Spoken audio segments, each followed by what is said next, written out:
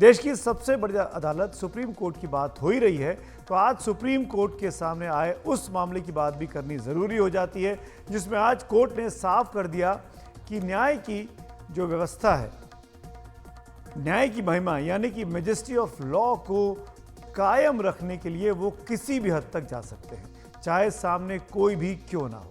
हम बात कर रहे हैं दुनिया भर में नाम कमा चुके योग के महारथी के तौर पर माने जाने वाले रामदेव और उनके सहयोगी बालकृष्ण की। अपनी दवाओं से जुड़े भ्रामक विज्ञापनों के लिए सुप्रीम कोर्ट के कटघरे में खड़ी पतंजलि आयुर्वेद के संस्थापक रामदेव और उसके चेयरमैन बालकृष्ण को आज फिर जमकर फटकार लगी है।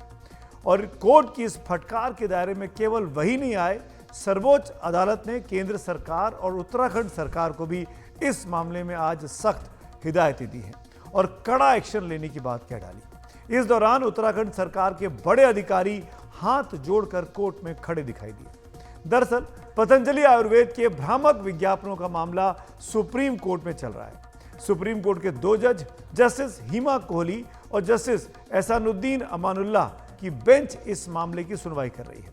पिछली सुनवाई में कोर्ट ने रामदेव और बालकृष्ण पर कोर्ट की अवमानना के लिए माफी का हलफनामा दाखिल करने को कहा था। हमने आपको दिखाया था, आपको याद भी होगा। लेकिन जिस तरह का हलफनामा दाखिल किया गया, उसके बाद सुप्रीम कोर्ट ने आज साफ कहा कि हम हलफनामा ठुकरा रहे हैं। यह केवल एक कागज का टुकड़ा है। यह जानबूझकर कोर्ट के आदेश की अवहेलना है। हम इस केस में ज्यादा उदार नहीं होना चाहते। आप नतीजा भुगतने को तैयार रहें। हम केंद्र सरकार के जवाब से भी संतुष्ट नहीं हैं। आपने अदालत की प्रक्रिया को बहुत हल्के में ले लिया है। जब आप पकड़े गए तब आपने ये फाइल किया, माफी भी तब मांगी जब बुलाया गया। जस्टिस हिमा कोहली ने तो सुनवाई के दौरान माफीनामे पर नाराजगी जताते हुए कहा कि जब तक मामला कोर्ट में नहीं आया, अवमानना करने वालों ने हमें हलफनामा भेजना जरूरी नहीं समझा।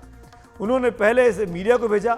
कल शाम 7:30 बजे तक इसे हमारे लिए अपलोड नहीं किया गया।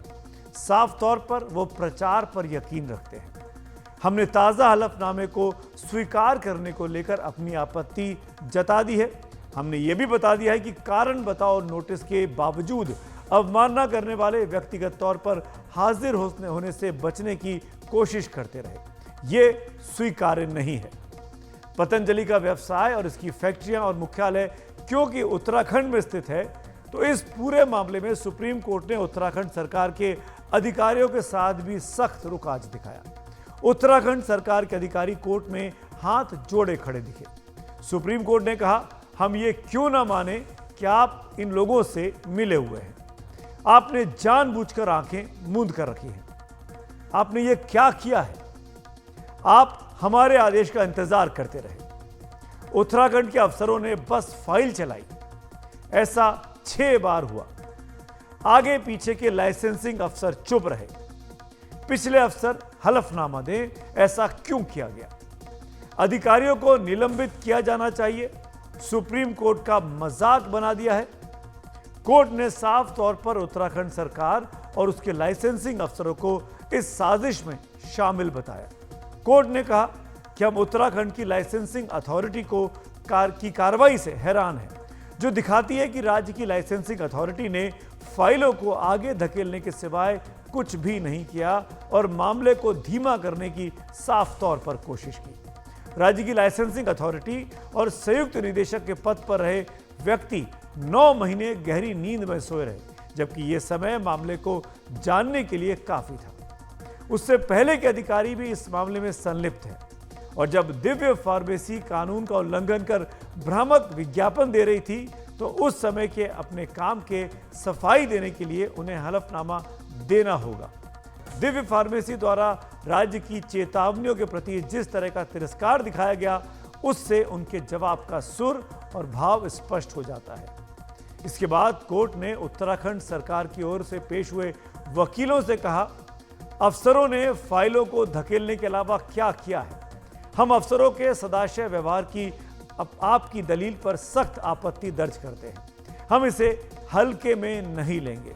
फिर अंग्रेजी का एक शब्द, एक फ्रेज इस्तेमाल किया। We will rip you apart on bona fide, यानी हम आपको फाड़ कर रख देंगे। सुप्रीम कोर्ट की यह टिप्पणी बहुत ही सख्त मानी जा रही है। ऐसा बहुत ही कम होता है जब सुप्रीम कोर्ट किसी मामले में इतने तीखे शब्दों का इस्तेमाल करता हो या टिप्पणी की हो। यह साफ दिखाता है कि इस मामले में सुप्रीम कोर्ट के अभी तक के आदेशों को कितने हल्के तरीके से पतंजलि और दिव्य फार्मेसी से जुड़े लोगों ने लिया था। कोर्ट ने आदेश दिया कि 2018 से अब तक उत्तराखंड में जिला आयुर्वेदिक और यूनानी अफसरों के पद पर रहे सभी अफसरों को अपने द्वारा की गई कार्रवाइयों पर जवाब दाखिल करने होंगे। सुप्रीम कोर्ट में जब वकीलों और अधिकारियों ने अपनी गलती मानी और सुधारात्मक उपाय लेने की बात कही, तो कोर्ट ने कहा कि उन लोगों का क्या जिन्होंने पतंजलि की ये दवाएं उन रोगों के लिए ली जिनका इलाज नहीं किया जा सकता। क्या आप किसी आम आदमी के साथ ऐसा कर सकते हैं? तो कोर्ट ने साफ तौर पर आने वाले दिनों में इस मामले में कोई सख्त फैसला लिए जाने का संदेश दे दिया है। कोर्ट ने मामले में 16 अप्रैल को अगली सुनवाई अब तय की है। सुप्रीम कोर्ट द्वारा सख्त रवैया अपनाने के पीछे आखिर क्या वजह रही, इसी पर हमने सोचा कि आज किसी जज के साथ बातचीत की जाए। हमारे साथ सुप्रीम कोर्ट के पूर्व जज जस्टिस दीपक गुप्ता जी जुड़ रहे हैं। बहुत स्वागत है एनडीटीवी इंडिया पर आपका जज साहब। मेरा पहला सवाल आपसे यह है कि पतंजलि आयुर्वेद के भ्रामक विज्ञापनों के मामले में सुप्रीम कोर्ट का जो आज रुख दिखा वो काफी सख्त दिखाई देता है। सुप्रीम कोर्ट के एक पूर्व जज के तौर पर आप क्या कहना चाहेंगे? आज जो बड़ा सख्त रुख दिखाया सुप्रीम कोर्ट ने, आज ही नहीं पिछले 2-3 पेशियों में ये रुख सख्त दिखाया जा रहा है। इसका कारण ये है कि पतंजलि जो कंपनी है, बाबा रामदेव जी और आचार्य बालकृष्ण जो इस कंपनी के प्रमुख हैं, इन सब ने कोर्ट के ऑर्डर ऐसा ठान दिया हुआ था कि हमने कोर्ट के ऑर्डर की मानना ही नहीं है, परवाह नहीं कर रहे थे ये ऑर्डर की। हमारे देश में एक मैजिक रेमेडीज एक्ट है कि कोई भी आदमी ऐसा क्लेम नहीं कर सकता कि जी मेरी जो दवाई है उससे सब कुछ ठीक हो जाएगा, जब तक कि वो टेस्टेड ना हो और वो बिल्कुल सारे टेस्ट के बाद सर्टिफाई की जाती है कि जी ये जो दवाई है ये इस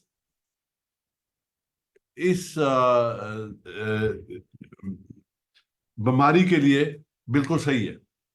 अब ऐसा तो किया नहीं, इन्होंने कोविड के दिनों में ये कहना शुरू कर दिया कि जो इनकी जो फॉर्मुलेशन थी और इनकी जो दवाइयां वो कोविड को बिल्कुल ठीक कर देती हैं और एलोपैथिक में कोई भी इलाज नहीं। अब आप एक चीज देखिए कि गवर्नमेंट उस टाइम, और बिल्कुल सही रुख था गवर्नमेंट का, कि सरकार का रुख ये था कि जहां तक हो सके हर एक आदमी को वैक्सीन लगे, और वो वैक्सीन लगे उससे बहुत फायदा भी हुआ। और ये कहना कि जी एलोपैथिक में कोई इलाज नहीं है, मैं ये नहीं बोलता कि आयुर्वेदिक अच्छी चीज नहीं है, आयुर्वेदा में भी बहुत गुण है। There are many things of Ayurveda which may be better than allopathy. पर ये कहना कि जी सिर्फ आयुर्वेदा ही अच्छा और एलोपैथिक बिल्कुल बकवास है, या उसका विपरीत बोलना, दोनों ही गलत है। तो इन्होंने तो एक कोर्ट के ऑर्डर मानते नहीं थे। कोर्ट बोलता था आप ऐसी एडवर्टाइजमेंट ना रिलीज करो कि जी हम सारी मरीजें सारी आपकी बीमारियों का हल निकाल देंगे, ऐसी एडवर्टाइजमेंट ना इशू करो कि जी एलोपैथी में इसका कोई इलाज नहीं है। और ये इंडियन मेडिकल काउंसिल ने रिट फाइल की। देखो जो डॉक्टर 5-5 साल 7-7 साल पढ़ के वो इतनी मेहनत करके MBBS MD, I mean people like doctor Randeep Guleria जो कोविड के दिनों में रोज टीवी पे आते थे, हम सब सुनते थे ध्यान से उनको, उनको इन्होंने तो ऐसे नकार दिया कि ये तो बिल्कुल यूजलेस। सो अब कोर्ट का मेरे हिसाब से बिल्कुल सही रवैया है कि अब आप माफी एंड स्टेज पे आके माफी मांग रहे हो, जब पता चल गया कि कोर्ट ने तो आपको कंटेम्प्ट के लिए अंदर करना ही कर। जब ये स्टेज आती है जो कंटेम्प्ट में कोर्ट बड़ा मैग्नेनिमस होता है कि हम कोर्ट में कभी ये नहीं देखते कि हमने किसी को जेल भेजा है, पर ये जो माफी मांगने का तरीका है, ये भी माफी भी शुरू शुरू में मांगी जानी चाहिए। ये नहीं कि जब देख लिया कि अब कोर्ट ने कुछ और नहीं करना, कोर्ट ने तो हमारे को कंटेम्प्ट के लिए गिल्टी होल्ड करना ही है, फिर माफी मांगने लगे। इसलिए कोर्ट थोड़ा सा नाराज तो लग रहा है, और सही है कोर्ट। जस्टिस गुप्ता, मैं ये भी पूछना चाहूंगा आपसे, क्या इससे पहले भी सुप्रीम कोर्ट ने या किसी सुप्रीम कोर्ट की बेंच ने किसी और मामले में इतना सख्त रुख अख्तियार किया है? नहीं नहीं, कई ऐसे केस होते हैं जहाँ सख्त रूप होता है, कोई एक नहीं कई होते हैं ऐसा। इसमें कोई ये सिर्फ ये है क्योंकि बड़ी बड़ी पर्सनैलिटीज इन्वॉल्व हैं, बाबा रामदेव इन्वॉल्व हैं, आचार्य बालकृष्ण इन्वॉल्व हैं, इसलिए इसका जरा। बाकी तो अगर कोई भी आदमी कंटेम्प्ट करता है तो उसको तो जो भी कार्रवाई कानूनी तौर पे होनी चाहिए वो होनी चाहिए। जहां तक अफसरों का सवाल है, वो तो साफ दिख रहा है, क्योंकि बाबा रामदेव और इनकी बहुत बड़ी पहुंच है, तो इसलिए इनके केसों में कोई कार्रवाई नहीं कर रही थी वो। ना उत्तराखंड के अधिकारी कर रहे थे, ना सर सेंट्रल गवर्नमेंट के अधिकारी कर रहे थे। अब सब मान रहे हैं कि जो इन्होंने कहा वो गलत कहा, पर एक्शन क्यों नहीं दिया? सी कोर्ट ने एक बहुत इंपॉर्टेंट जो सवाल, जो मुद्दा उठाया है कि आपने आज तो माफी मांग ली, जो 2 साल आपकी दवाई लोगों ने खाई, जिसके पैसे उन्होंने दिए, जिससे उनको कोई फायदा नहीं हुआ, उसका हर्जाना कौन भरेगा? जस्टिस गुप्ता, अब मुझे याद है आप जब सुप्रीम कोर्ट के जज थे तो आपने भी इन्वायरमेंट को लेकर कई बड़े मामलों में सरकारों को कटघरे में खड़ा किया था।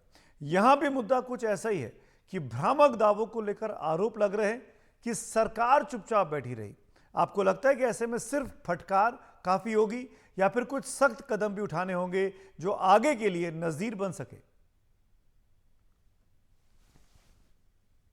नहीं नहीं, सख्त कदम देखो, कोर्ट की मर्यादा सबसे अहम है।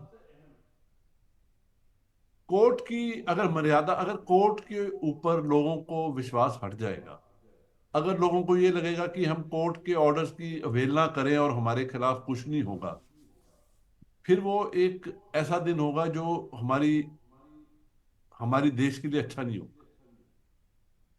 तो कोर्ट की मर्यादा तो हर एक को रखनी चाहिए, और जितना हायर ऑफिस, जितना आदमी के ऊंचा औहदा है, जितना वो बड़ा आदमी है, चाहे सरकार में हो या बिजनेस में हो या राजनीति में हो, पॉलिटिक्स में हो, रिलीजन में हो, जो टॉप लेवल पे है उनको एग्जाम्पल सेट करना चाहिए कि हम कोर्ट के ऑर्डर्स को ओबे करेंगे, रिस्पेक्ट करेंगे। यहां पे इन दोनों ने बिल्कुल रिस्पेक्ट करने की कोशिश नहीं की, बल्कि प्रेस कॉन्फ्रेंस करते थे वर्चुअली क्रिटिसाइजिंग दी कोर्ट ऑर्डर्स।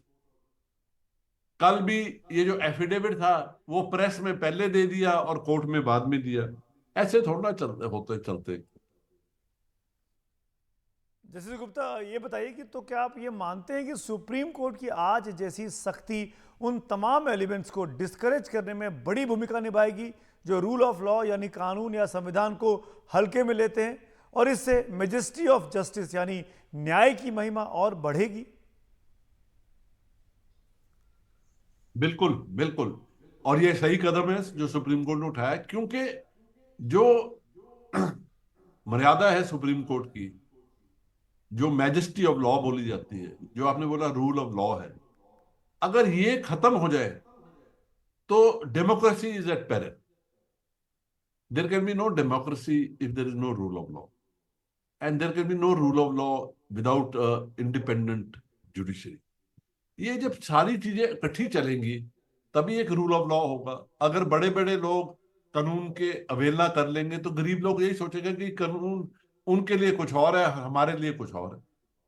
और जिस दिन ये लोगों में ऐसा बिलीफ आ जाए कि अमीर और पावरफुल आदमी के लिए कानून कुछ और है, और गरीब और जिसके पास उतनी हैसियत नहीं है उनके लिए कानून ज्यादा सख्त है, that will be a very sad day for democracy, the Indian judiciary. Justice Gupta, इस बेबाकी से बातचीत करने के लिए बहुत बहुत शुक्रिया।